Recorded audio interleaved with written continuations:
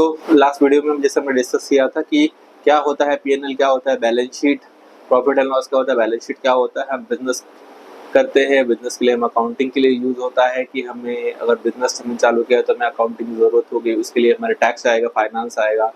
और हमने दो टैक्सेस की बात की थी, एक होता है डायरेक्ट टैक्स, इनडायरेक्ट टैक्स होता है।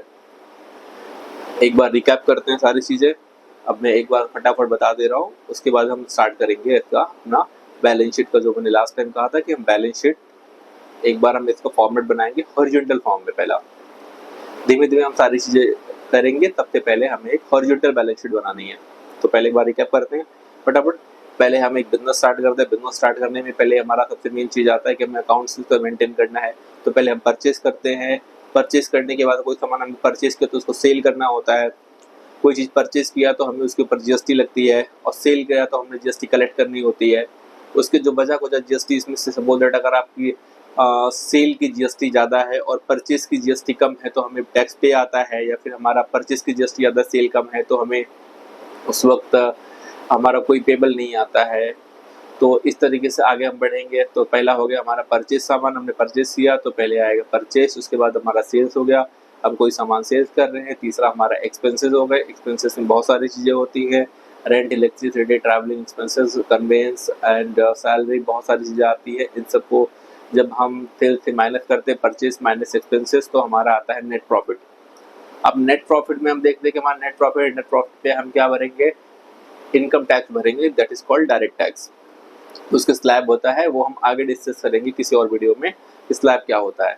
उसके बाद फिर अगर हमें आते हैं बैलेंस शीट पे, तो हमारा जो नेट प्रॉफिट होता है उसको हम बैलेंस शीट में ट्रांसफर करते हैं। हमारा एक बार बैलेंस शीट के मैं फॉर्मेट बना देता हूँ, और इस पे हम समझेंगे कि बैलेंस शीट में क्या क्या चीज़ें होती हैं। एक बार मैं फॉर्मेट बना देता हूँ।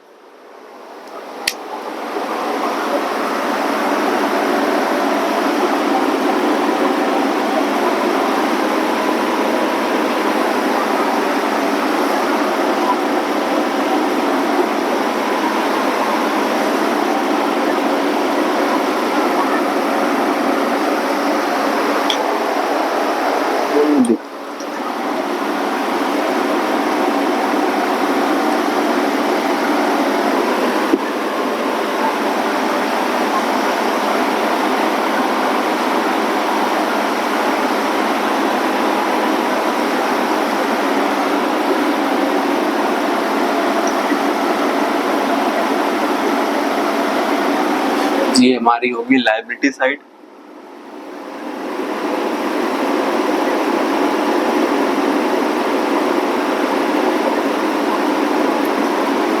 ये हो गया हमारा रुपीस,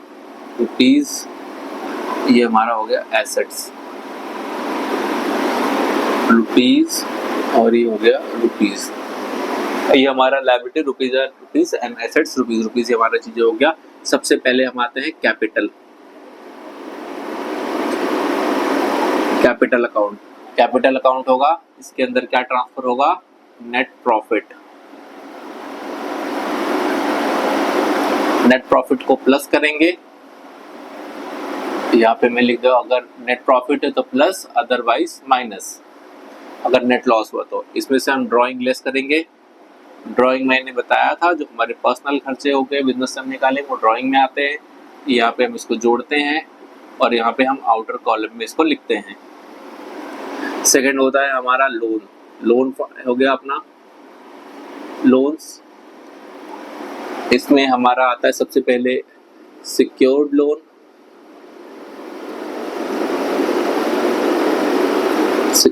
हो गया, और दूसरा एक हमारा आता है अनसिक्योर्ड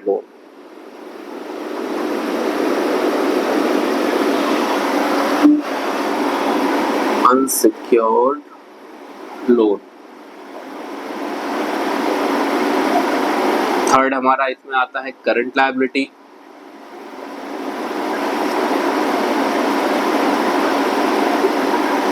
इसमें हमारा आ जाएगा सन्ड्री क्रेडिटर्स।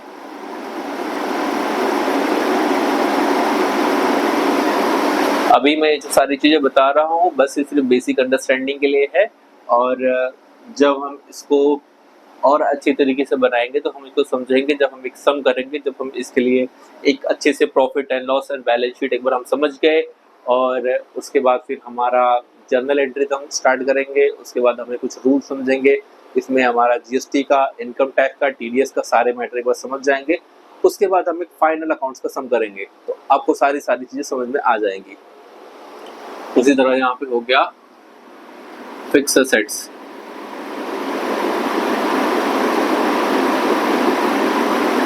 फिक्स एसेट्स हो गया। फिक्स एसेट्स में आएगा टैंजिबल, दूसरा आएगा इंटैंजिबल। यहाँ पे जो भी इसका टोटल रहेगा, इसका आउटर कॉलम में इसका टोटल लिख देंगे। फिर आता है हमारा इन्वेस्टमेंट, जो भी हमारा इसका अगर कुछ ज्यादा इन्वेस्टमेंट जोड़ के रख देंगे यहाँ पे। फिर इसमें हमारा आता है करंट एसेट्स। करंट एसेट्स में हो गया, करंट एसेट्स में हमारा ज्यादातर आता है, इसमें एक होता है कैश, एक होता है बैंक, एक होता है सन्ड्री डेटर्स। हो गए सन्ड्री डेटर्स। हम इसको लिखते हैं, इसको हमें आउटर कॉलम में जोड़ के लिखना होता है। यहाँ पे हम इसको करेंगे टैली, और टैली का हमारा जो एक ऑप्शन है कि जो भी हमारे टैली होना चाहिए, दोनों साइड एकदम बराबर आना चाहिए। टैली करते वक्त हमारा दोनों साइड बराबर आना चाहिए। Current assets is equal to current liability, then हमारी बैलेंस शीट टैली होती है। तो एक बात क्विक में समझ लेते हैं सारी चीजों को। ये हमारा हो गया फिक्स एसेट्स। फिक्स एसेट्स मतलब हमारा जो एसेट्स होता है, आप इसको पकड़ सकते हैं। सबसे फिक्स एसेट्स में होता है, एक होता है मूवेबल, एक होता है इमूवेबल, और एक होता है टेंजिबल। अब टेंजिबल में क्या सबसे मेन चीज होती है, एक होता है मूवेबल, इमूवेबल। अब मूवेबल का मतलब आ गया plant and machinery, furniture, car, loose tools, ये सारी चीजें आ गई इसमें। अब इसमें होता है, एक होता है इमूवेबल में आ गया हमारे फिक्स एसेट, लाइक हमारे फ्लैट्स, लैंड्स, और ये सारी चीजें आ गई। इंटेंजिबल में आ गया हमारा patent, copyright, trademark, goodwill. Investment तो हमारे इन्वेस्टमेंट तो कोई हमने कहीं पे पैसा इन्वेस्ट किया है जो हमें फ्यूचर में आने वाला है। करंट एसेट्स में हो गया हमारा कैश, बैंक, सन्ड्री डेटर्स हो गए जो हमारे एसेट्स हैं। इसी तरह हमारा कैपिटल अकाउंट हो गया, पहले हमने जो पैसा इन्वेस्ट किया वो कैपिटल बिजनेस में इंट्रोड्यूस किया। उसी तरह से हमारा नेट प्रॉफिट हो गया, प्लस माइनस, अगर नेट लॉस हो तो माइनस, तो अगर प्लस रहेगा तो ऐड हो जाएगा, ड्राइंग इसमें से माइनस हो जाएगी। लोन्स में आता है secured loan, unsecured loan. Secured loan are loans which are secured by some mortgage properties और एनी अदर सिक्योरिटीज। इसी तरह से अनसिक्योर्ड लोन आता है। करंट लायबिलिटी हो गया, इसमें करंट लायबिलिटी में आगे सन्ड्री डेटर और भी बहुत सारी चीजें आती हैं, वो हम आगे डिस्कस करेंगे। सबसे मेन चीज हमारा पहला है कि हम ये सारी चीज को समझें। ये एक नॉर्मल सा फॉर्मेट हो गया, हॉरिजॉन्टल फॉर्मेट, इसको समझ लीजिए कि इसी के अंदर सारी चीजें होनी है। अब जैसे बैलेंस शीट हॉरिजॉन्टल हो गए, ये वर्टिकल भी होती हैं। तो सबसे पहले तो हमें हॉरिजॉन्टल समझना है, हमें इजी बेसिक नॉलेज लेना है क्या क्या चीजें होती हैं, क्या क्या नहीं होती हैं। अब हम धीमे धीमे एक एक पॉइंट इसको एक्सप्लेन करते जाएंगे। हमें एक एक पॉइंट सीखना है, हर एक एक चीज समझनी है। इसके बाद जब हम सारी चीजों को एक्यूमुलेट कर लेंगे तो वन टाइम में हम इसको फाइनल सम कराएंगे, फाइनल अकाउंट्स का सम। तो आपको सारी चीज समझ में आ जाएंगी, उसमें सारे एडजस्टमेंट समझ में आ जाएंगे। और मेन हमें ध्यान देना है प्रैक्टिकल चीजों पे। हम प्रैक्टिकल इसको कितना समझ सकते हैं, थ्योरेटिकल समझने से बेटर है कि हम इसको प्रैक्टिकल समझे। क्या क्या समझ सकते हैं प्रैक्टिकल में हम?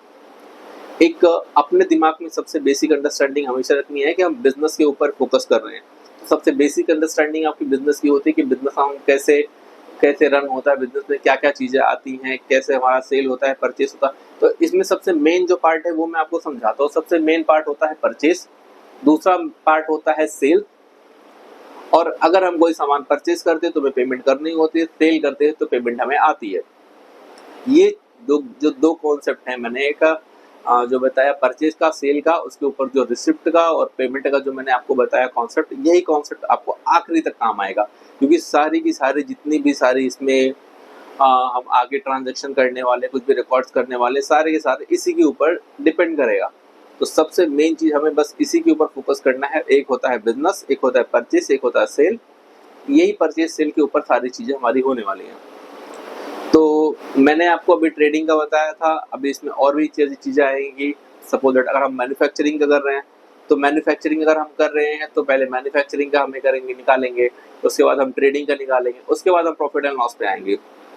और मान लो अगर हम कोई जैसे हमने कोई ट्रेडिंग कर रहे हैं, गुड्स के आइटम में कर रहे हैं, तो हम उस समय पे हम ओपनिंग स्टॉक और क्लोजिंग स्टॉक भी मेंटेन करेंगे। धीमे धीमे एक एक चीज को समझेंगे।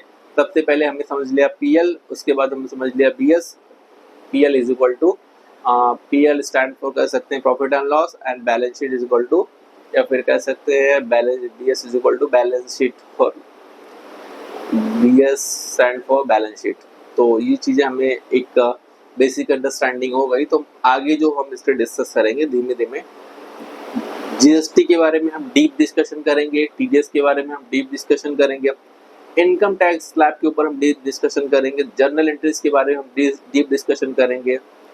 और इससे मैं आपको समझा दूंगा कि डबल एंट्री सिस्टम में जर्नल एंट्री किस तरह की, जर्नल एंट्री के साथ में हम लेजर फोलियो भी करते चलेंगे और इजी तरीके से, ताकि हमें समझ में आए कि हमें मेन चीज हमें ध्यान देना प्रैक्टिकल पे, हम प्रैक्टिकल किस तरह से इसको चीज को करने वाले हैं।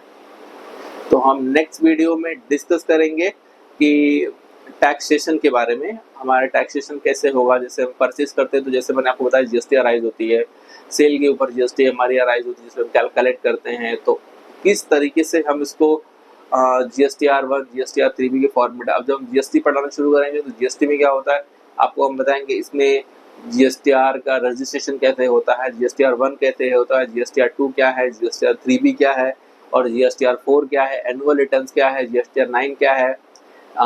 GSTR9 एनुअल रिटर्न एक ही हो गया बेसिकली, और इस पे GSTR9C क्या होती है, जिसे कहते हैं जीएसटी ऑडिट भी कहते हैं इसको। ये सारी चीजें हम जीएसटी में डिस्कस करेंगे। अभी हमने डिस्कस किया कि हमें एक बिजनेस के लिए क्या क्या बेसिक चीजें होती है, कि पीएल एंड बैलेंस शीट कैसे बनती है।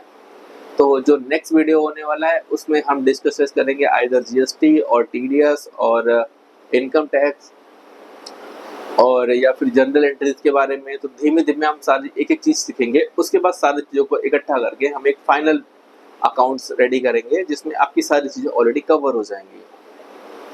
Thank you.